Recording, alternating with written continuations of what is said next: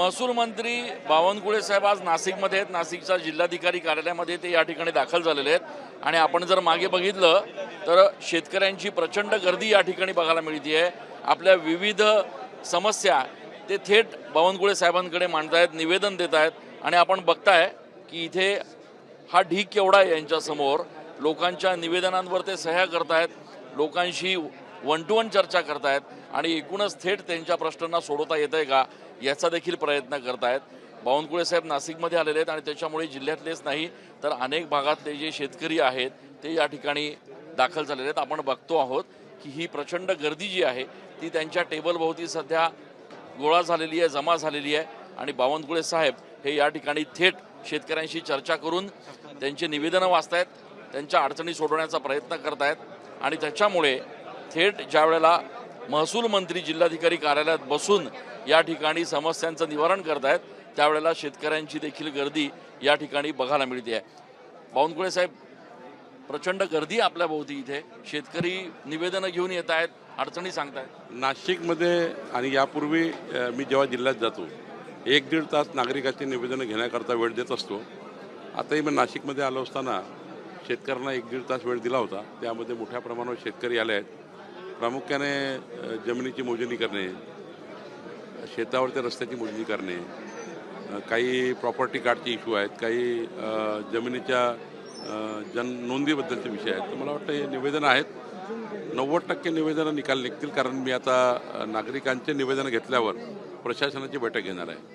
त्यामध्ये प्रांत, तहसीलदार, भूमी अभिलेख सर्वच राहणार आहे.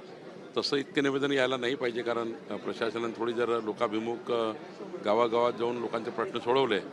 एक नागपूर पॅटर्न आम्ही तयार केला आहे की नागपूरचे प्रांत तहसीलदार रोज रात्री एक गावात जातात आणि प्रश्न सोडवतात. तसा पॅटर्न काही नाशिकमध्ये करता येईल का, की गावभेट, प्रशासनाची गावभेट, त्यातनं खूप मात्र मग इतके निवेदन येणार नाही, कारण छोट्या छोट्या कामाकरता लोकांना मंत्र्यांना भेटावं लागतं आहे. तसं हे प्रांत तहसीलदार लेवलचे काम आहेत, फार काही मोठे काम नाही आहे. काही मोजणी आहे छोटी छोटी. आता सरकारने पांधन रस्त्याची मोजणी माफ केली, फी माफ केली, पोलीस बंदोबस्त माफ केला, सारा सरकारने उपलब्ध केला आहे. तर मला वाटतं थोडा वेळ लागेल, पण निश्चितपणे या निवेदनावर आम्ही कारवाई करू.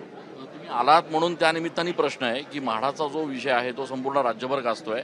आपण मगाशी सांगितलं की या संदर्भात SIT स्थापन आहे, वेळ पडली तर ED सुद्धा आम्ही या ठिकाणी लावू. नाही, दोन्ही गोष्टी करता येईल, कारण आर्थिक गैरव्यवहार आहे. माननीय मुख्यमंत्र्यांची मी चर्चा करेल. SITच्या माध्यमातून आता बघा हे निवेदन आहे, 18 मुद्दे त्यांनी दिले आहे. आता या निवेदनावर SIT जे आहेत ते प्रवीण गेडामच्या अध्यक्षतेखाली आहे, विभागीय आयुक्त. आम्ही या ठिकाणी पोलीस कमिशनरला ते SIT मध्ये घेतलेलं आहे. माननीय मुख्यमंत्र्यांनी मान्यता दिली आहे. तर आता ही SIT महिन्याभरामध्ये या पूर्ण प्रकरणामध्ये कोण कोण आहे, भूमी अभिलेखचे किती अधिकारी आहेत, माळाचे किती आहेत, महानगरपालिका किती इन्व्हॉल्व आहे, कारण मोठा घोटाळा झालेला आहे. आणि 20% लोकांच्या प्रॉपर्टी, म्हणजे 20% EWS, गरीब माणसाचे घरं जे द्यायचे होते या बिल्डरांना, ते हडपून टाकण्याचा प्रयत्न केला आहे. त्यामुळं या सर्व बिल्डरवर कारवाई होणारच आहे.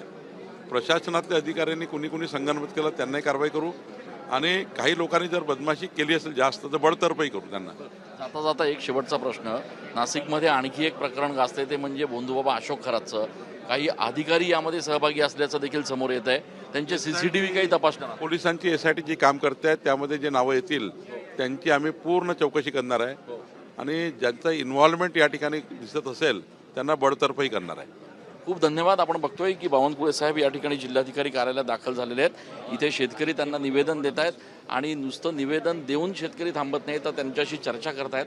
आणि बावनकुळे साहेब देखील या ठिकाणी येणाऱ्या प्रत्येकाचे प्रश्न ऐकून घेत आहेत आणि तात्काळ त्या ठिकाणी त्यांच्या सगळ्या प्रश्नांचं उत्तर देण्याचा देखील प्रयत्न करत आहेत. कॅमेरा पर्सन गणेशसह मी चंदन पूजा अधिकारी, TV9 मराठी.